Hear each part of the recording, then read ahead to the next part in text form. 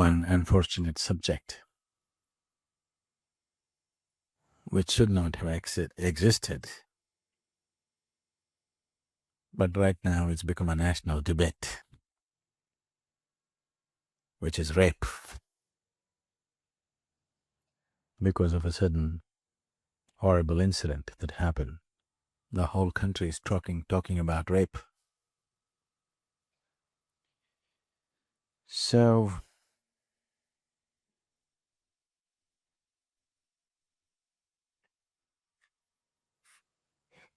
this needs to be understood,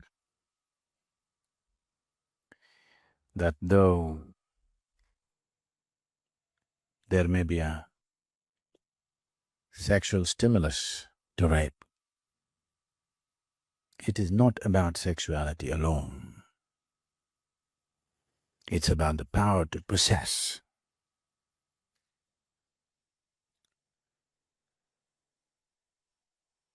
And this wanting to possess comes from various things. One fundamental mistake that societies have done is somewhere in the minds of the youth, the male youth in the world, we have put the idea that a female is an object, a thing that you can possess. Either somebody's father can give you away. If he refuses, you can take it. It's still there, isn't it, in the background? Somewhere very deep in the psychological structure, there is an idea that a woman is a commodity. If something doesn't have a mind of its own, that's a commodity. So, this probably in some places consciously implanted, in many other places unconsciously implanted, but it's deeply implanted in people's minds. Without taking this away, just one more law, hang the rapist, castrate the rapist, is not going to really produce results. And where does this come from? They did a very wonderful thing in the ancient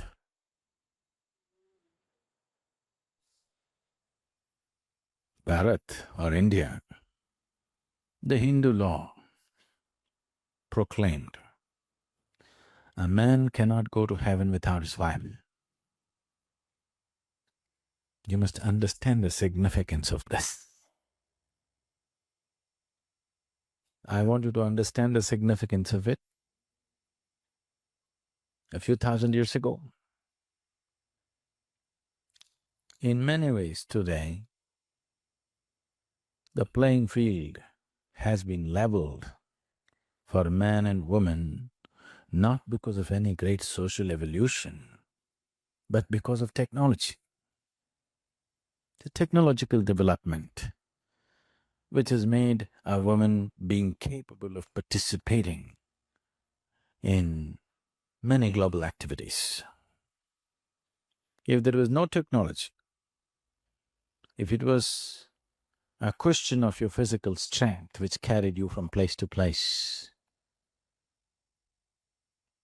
definitely a woman would be still very homebound. Not that she shouldn't be home. I'm saying being home is one thing, being homebound is one thing. Being home is nice. Being bound by home is a different thing. So, yes, definitely when somebody perpetrates a violent act, they need to be punished. But still, if you want a better society, not just better laws, a law or a punishment is only relevant after things have gone wrong. Hanging somebody, doing something else is still not going to fix somebody's life. If we want to see that things don't go wrong, there may be no absolute fix, but definitely there is something called as lowering the percentages or heightening the percentages. When you're dealing with a larger world, it is only a question of lowering the percentages. Maybe there is never going to be an ideal society where no such thing will happen. But in striving towards that possibility, the most important thing is we need to understand, still in most minds, a woman means body parts, an accumulation of body parts. Yes, a breast, a navel, a curve, long hair, something. It is still a sum of body parts. Why is a woman a sum of body parts in someone who is not a woman? Is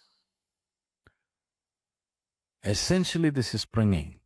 This is not just with a man, with a woman also, but she doesn't conclude this, she does not make the same conclusions that a man makes, but she is also bound by the same limitations. The moment the boundaries of your physicality becomes ultimate boundaries of life, you do not experience your breath, you do not experience any transaction that's happening to keep you alive. This you think is ultimate boundary. If this is ultimate boundary, if I look at this, those who look like just like me, they are enemies we would like to get rid of. Those who look different, those who seem to have different kinds of body parts are something that you want to possess. So essentially, the problem is rooted in investing too much in physicality of life. If societies or human beings were experiencing their lives little more than their physical boundaries, these things would simply go down just like that. Maybe not eliminated, but would go down dramatically and considerably to a point where a few offenders, you can deal with them with punishment. You cannot deal a vast majority of population with punishment. Suppose 10, 15, 20% of the people are committing crime in a society, you cannot punish 20% of the population. If it's 1%, you can punish them, you can deal with punishment. If it's 20%, you cannot deal with punishment, it's not going to help. You want to hang 20% of the population? That's going to be worse than rape. And that's not going to help. So punishment, people think, is a deterrent. To some extent it is, maybe. For most people it is not. They will just try to do it more carefully. Yes, they will try to take more precautions about it. Maybe because they have to take more precautions, it may come down a little bit. But still, what's happening in one's mind and how it translates into life is the next step. But it's happening in your mind means when there's an opportunity, it will happen in reality. Right now, it seems there are over 500 rape video games, very popular. The video games go like this very popular video game goes like this. A mother with two daughters is in a railway station and the video game is about how to rape the mother. If you successfully do it, you'll get one of the daughters. This is a video game, commercially being sold, bought in millions. Secretly, people playing these games in their homes or offices or wherever on their computers. We are nurturing a sick world and we expect it not to happen in the railway station. It will happen. The whole country and the media is on, fine, attention was needed for this. But if it happened in somewhere, some local place, in some village, in some little town, it would be just one more statistic, or it does not even become a statistic because nobody reports such things. So, the important thing is, this is not about rape, this is about what kind of human beings are we raising. Commerce has taken precedence over humanity. Commerce is not about serving humanity.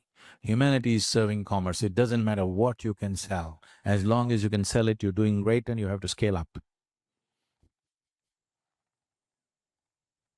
So, there is a lot of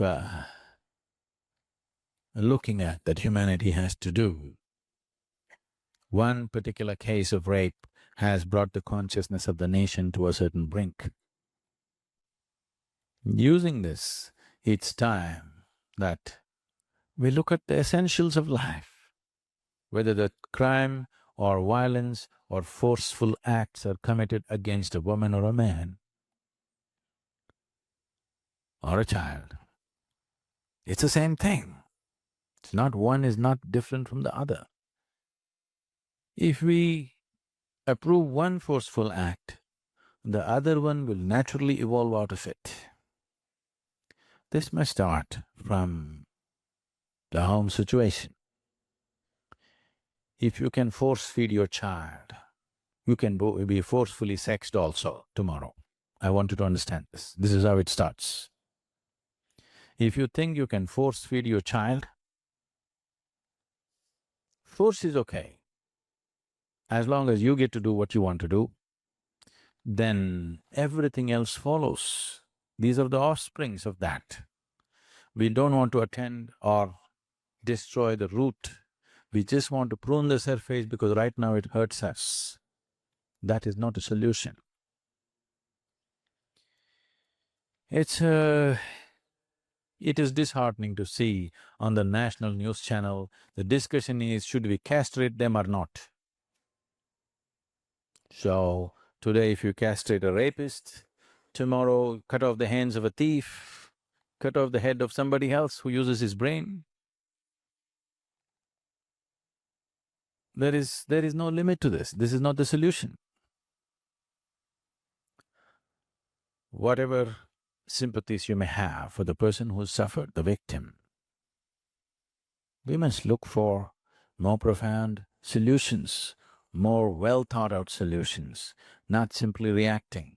Reacting to one violence with another violence is not going to breed a right kind of society. Now, is this in one society? It is not. It is just that in some societies the law enforcement may be little better. Don't think people are better, no. Law enforcement is little better, so it's little more contained in certain societies, little less contained in other societies. One way, yes, protection by law enforcement is needed, no question about that.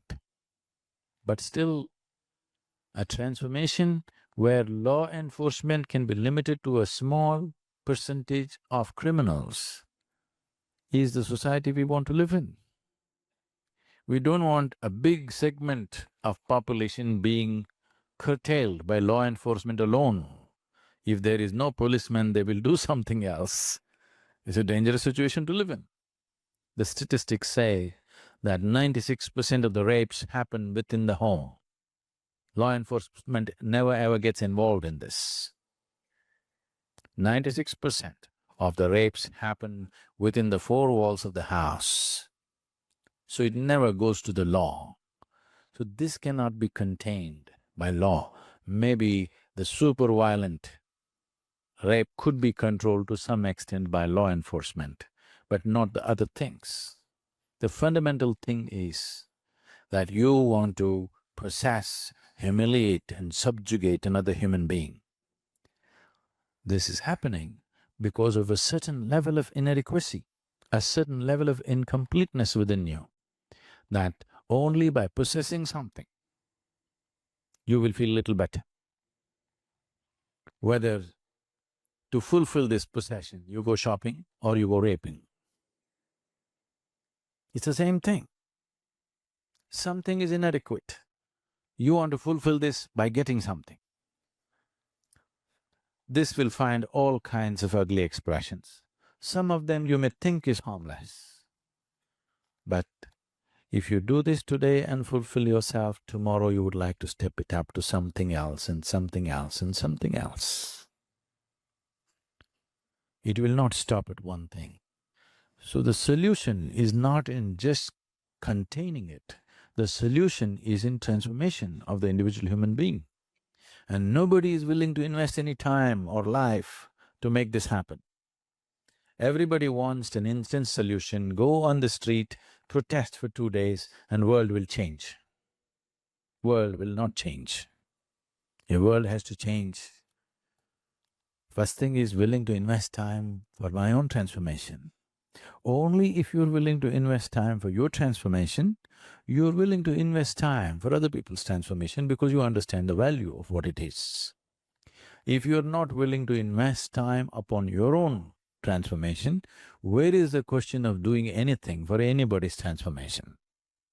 If you do not know the value of what it is experientially, you will never invest. You see this every day. Maybe you don't, I do.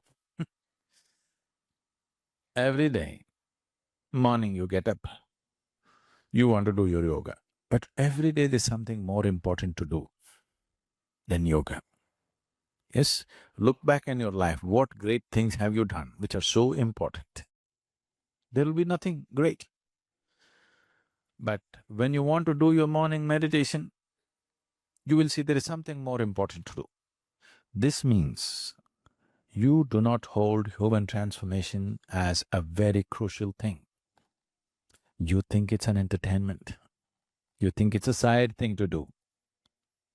It's not the side thing to do, it is the main thing to do. Transformation is the main thing to do.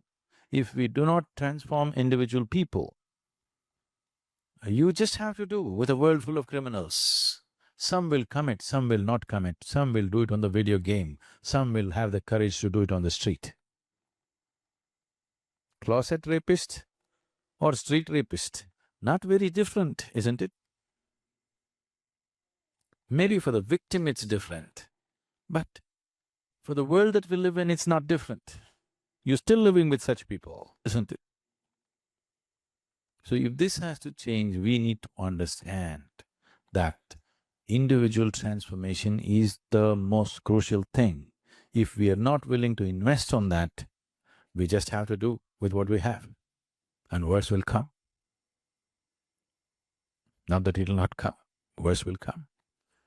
Every time there is no law in a certain place, every time a war happens, what happens there? Apart from the killing, what happens there is worse than the killing. Almost everywhere. So, these are all the same people that you live with. These are your sons and husbands and brothers. They are so nice. But if nobody's watching them, they're something else. Transformation means just this, that who you are is not determined by other people's opinions or other people's presence. You are like this. Whether somebody is there or somebody is not there. This is the way you are. This is transformation. If in this direction, humanity does not make an investment, In this direction, if every parent does not invest upon their children to transform them into a more inclusive human being, inclusion just means this. Technically, to bring it down to very technical level, inclusion, don't teach it in the name of love, embracing the world, this and that. Inclusion just means this, that who you are is not limited to the absolute boundary of your physicality. It is little more. If it's little more, the very way you walk on this planet, the very way you breathe upon this planet, the very way you exist in this planet will be different. Simply because your idea of who you are is beyond the boundaries of your physicality. If this one thing happens to the human being, suddenly he's different in every possible way. So, investing in a spiritual possibility, a possibility beyond one's physicality, is the only ultimate answer there is. But if you want long-term benefits, it's a long-term investment. Short-term, shoot the guy, hang the guy. Well, you will breed another 10 tomorrow. And don't think these rapists or whoever, some horrible creatures who landed from somewhere. Everybody has these drives, but many have cultivated a certain level of discretion where they will not allow their hormones, their urges and their longings to go beyond a certain point. This cultivating this discretion, some people naturally have it to a certain level, some people have a little less of it. Culturally, in terms of home situation, in terms of schools, if this discretion is not brought about, that an individual person is able to employ his discretion, it doesn't matter how hungry you are, how much you're longing, you are able to stop yourself at a point. If this discretion is not taught to every individual, if this is not cultivated, one drop of alcohol, they'll become animals. That's what is happening. Very nice people, one drop of alcohol, they're becoming like animals because their discretion is taken away. They were always animals, controlled. But once you remove the stopper, it goes away. So this is one way. But the more important way is to evolve this human being to a place where he is a being. He is not driven by his body alone. Body is just one aspect of him. If you close your eyes, your body should disappear. All the needs of your body should disappear. It does to some extent for everybody. To what extent is a question of how much have you invested. If you invest enough, if you close your eyes, this body and the ways of this body do not apply to you anymore. This needs to happen more than ever now, because humanity is on a certain threshold. We can either fall this way or that way. We are in numbers like never before. We are packed on the planet closer than ever before. If you're going to really sit close up with everybody upon this planet, it's very important the people next to you don't stink, isn't it? No? Yes or no? If each one of you were living in your own forest, desert or mountain, we didn't care how they smelled. Somebody said something very nice. Someone asked Gavaskar, for those of you who do not know, he was one of the star batsmen, not just for India, for the whole world. He was the #1 bat at one time. He has records and records and records. Till Sachin Tendulkar came, he was the man. Just about the same height, whatever. So, these days, the teams, before they start the match and in between, they all get together like this. They put their arms on their shoulder, they get together. We don't know what they talk. Maybe it's just for the camera, or maybe they're saying something. They all get together like this. So a news anchor was asking, in your time, you guys never did this. Now all the teams get together. So was there no bonding in your time? He's retired many years ago. He said, that's not the point, we did bond very well. It is just that in those days there were no deodorants.